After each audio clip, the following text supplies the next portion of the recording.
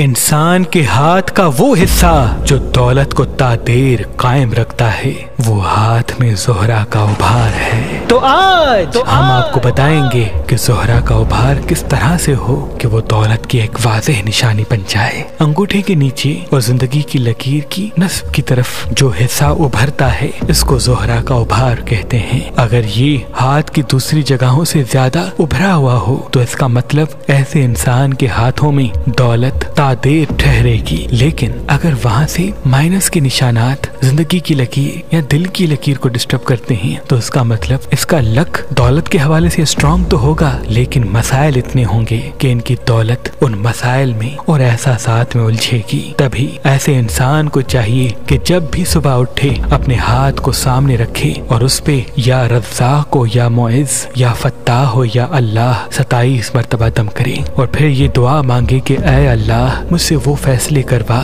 मेरी सोच को उस तरफ माइल कर जिसमें मेरे रिज़्क़ की फरावानी है। इंशाअल्लाह तादेर दौलत और रिज़्क़ उसके साथ होगा और ये माइनस के निशानात रफ्ता रफ्ता मिटना शुरू हो जाएंगे।